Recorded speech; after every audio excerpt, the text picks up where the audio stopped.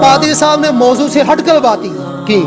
اچھا اسلام کا نظریہ بائبل کے حوالے سے ہم نے اسلام سے دلائل دے رہے تھے نا, بائبل میں تبدیلی ہوئی کہ نہیں ہوئی, اور بطور مثال ہم نے بائبل سے پیش کیا. پادری صاحب کو اس کو اعتراض ہے کہ موضوع نہیں. پادری صاحب نے جو قرآن سے باتیں بیان کی ہیں کہ یہ ہو گیا یہ ہو گیا, یہ دکھائیں ابراہیم کے صحیفے دکھائیں, اور کیچڑ میں سورج غروب ہوتا ہے, یہ موضوع ہے جی. موضوع قرآن پاک تو نہیں ہے, موضوع تو بائبل ہے. اصل پادری صاحب کے پاس دلیل کیوں نہیں تھی, یہی کچھ انہوں نے کہنا تھا. پھر اس کے بعد سورہ احقاف 18 نمبر سورت, اس کی 86 نمبر فقرہ, سورج کیچڑ والی ندی میں غروب ہوتا ہے. یہ دکھائیں کون سی کیچڑ والی ندی ہے جہاں پر سورج غروب ہوتا ہے. کہتے ہیں کیچڑ میں سورج غروب ہوتا ہے, اصل موضوع سے ہٹ کر ہے, پادری صاحب کی بات ہے. چلو پھر بھی اصل وہ دیکھنے والے کے لحاظ سے ہے, جو وہ دیکھ رہا ہے نا تو سورج غروب ہو رہا ہے, تو ادھر کیچڑ تھا ہاں جی, تو اسے محسوس ہو رہا تھا. آپ بھی دیکھیں جب مغرب شام کے ٹائم کھڑے ہو کے دیکھے تو سورج غروب ہو جیسے ہوتا ہے ویسے وہ وہاں غروب ہوتا ہے کہ نہیں ہوتا. پادری صاحب کی بات تو انسانی مشاہدے کے بھی خلاف ہے, عقل کے بھی خلاف ہے. اچھا پھر اس کے بعد سورہ ہود 1149 میں حضرت نوح کا واقعہ ہے, اور سورہ ہود 1149 میں حضرت نوح کا واقعہ ہے. سورہ یوسف 12:102 میں یہ جب دونوں واقعات حضرت یوسف کا اور حضرت نوح کا بیان کیا گیا, تو اس کے بعد پتہ کیا لکھا, وہاں پر پتہ کیا لکھا ہوا ہے کہ یہ ساری غیب کی باتیں ہیں. بھئی غیب کی باتیں کیسے ہیں, یہ تو پہلے بھی اس میں توریت میں موجود تھیں. تو اللہ وہی باتیں جو پہلے سے موجود تھیں وہ بتا کر اللہ تعالیٰ کہہ رہے ہیں کہ یہ غیب کی باتیں ہیں. تو کہتے ہیں یہ باتیں توریت میں موجود تھی, بعض باتیں بیان کر کے کہتے ہیں, پھر کہتے ہیں یہ غیب کی باتیں ہیں.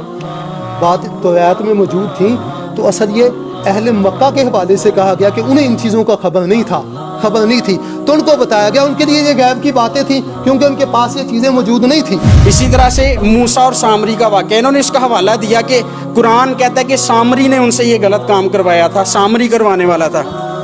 تو سامری جو ہے, سامری اب یہ بھی ٹھیک انفارمیشن نہیں ہے. کیونکہ جو سامری ہیں,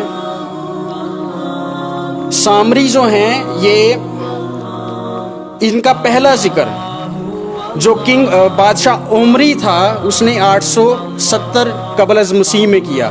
سامریوں کی جو جگہ تھی, خاص طور پہ جو سمیرین لینڈ تھا, اس کا پہلی دفعہ جو ہے ذکر کنگ عمری نے کیا, جس کا حوالہ آپ کو پہلا سلاطین 16واں باب 24ویں آیت میں ملتا ہے.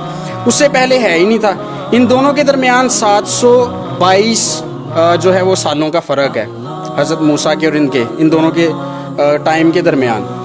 تو قرآن شریف نے ان دونوں کو مکس کر دیا. یہ وہ لاجیکل فیلسی ہے جس کی میں بات کر رہا تھا. اور سامری کے والے سے کہتے ہیں وہ جو فلاں وقت آیا فلاں ہویا گناہ. پادری صاحب قرآن پاک نے سامری کو قوم بیان نہیں کی, وہ ایک بندہ تھا, بندے کے والے سے بتایا موسیٰ کی قوم ایک بندہ تھا. اسی طرح سے سورہ اسراء اس کی جو فقرہ نمبر 1 ہے اس میں لکھا ہے وہ ذات پاک ہے جو ایک رات اپنے بندے کو مسجد الحرام یعنی خانہ کعبہ سے مسجد اقصی یعنی بیت المقدس تک جس کے گرد گرد ہم نے برکتیں رکھی ہیں لے گیا تاکہ ہم اسے اپنی قدرت کی نشانیاں دکھائیں. بے شک وہ سننے والا اور دیکھنے والا ہے. اب اس میں کیا بات ہے؟ اس میں بات یہ ہے کہ جو بیت المقدس مسجد اقصی ہے وہ خدا یسوع مسیح کے آسمان پہ چلے جانے کے بعد 70 عیسوی میں وہ تباہ کر دی گئی تھی. اس کے بعد وہ 691 عیسوی تک بنی ہی نہیں ہے, وہ 691 عیسوی میں جا کے بنی ہے.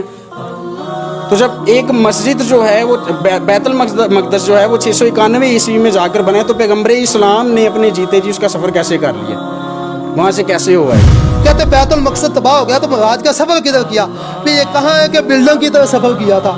وہ بیت المقدس وہ جگہ تو موجود ہے نا, اس جگہ گئے تھے, وہاں سے آگے آسمان پہ گئے تھے. عجیب بات کہتے. سورہ عمران اس کا فقرہ نمبر 55 اگر پڑھیں تو وہاں پر حضرت عیسیٰ سے اللہ تعالیٰ کہتے ہیں کہ تیرے پیروکاروں کو میں کافروں پر قیامت تک جو ہے وہ غالب رکھوں گا. تو انہوں نے تو قرآن کے مطابق مسیحیوں نے غالب رہنا تھا. آپ کیسے کہہ رہے ہیں کہ جو برے تھے وہ زیادہ ہو گئے تھے؟ آپ تو پھر قرآن کے منافی بات کر رہے ہیں. داد کے اعتبار سے نہیں ہے, یہ دلائل کے اعتبار سے ہے.